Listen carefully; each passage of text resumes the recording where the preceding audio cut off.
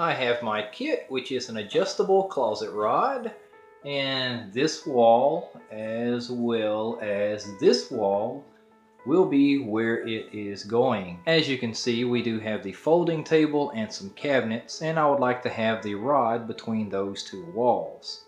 The first thing I would like to do is find out where the studs are on this wall. And you can easily find those by having your tape measure handy. The average stud is 16 inches on center, which means 16 inches from one stud will be the center of the next stud. So if we consider this corner having a stud, we can put the tape measure in the corner, and then you'll find there is a red line on your tape measure that gives you 16 inches. So I wear a size 32 length pants, and I stand 5 foot 10 inches. My wife is, I think, 5 foot 3. But at any rate, what I'm using to measure the height of my curtain rod is a pair of my karate pants, which are a little bit longer than my blue jeans. They're probably 32 inches in length.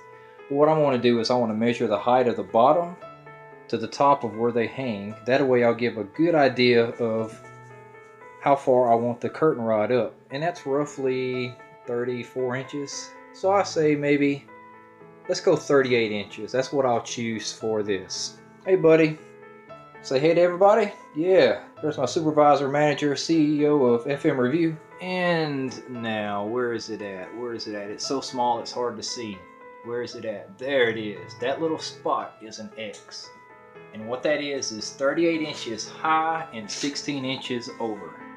It's kind of hard to see it, but I measured 38 inches from the top of the shelf up, and then 16 inches from the corner over, and that'll be the area where I want to place my nail. A nail makes a small hole, and that way I can confirm there's a stud behind it, because you want a stud to support the weight of the bar when you have clothes hanging on it. That way it doesn't sag or pull out of the sheetrock. Alright, now you can see that my studs are not centered, so I had to experiment and find where they were at. This was my original mark, and then I made a second hole there, a third, and then finally fourth before I found where it was at.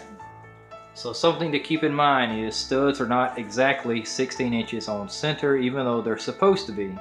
That all depends on the quality of the person building your house. So now I have several holes up here, but the good thing is my curtain rod or clothing rod can cover that up with the size of the bracket. So now that I have my hole found, I will go ahead and pre-drill a pilot hole for the screw and place that in the wall.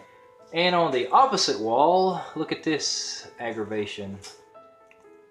They are, I don't know where they are. I just ended up following the light socket all the way up after being aggravated that it wasn't 16 inches on center, and then it's annoying when you pay $250,000 for a house and it's built like a Happy Meal. Alright, there's the rod. It's put up. It is far from pretty, and it was aggravating as hell. But you can kind of sort of see my feelings through the tacky looking different screws and the holes in the wall.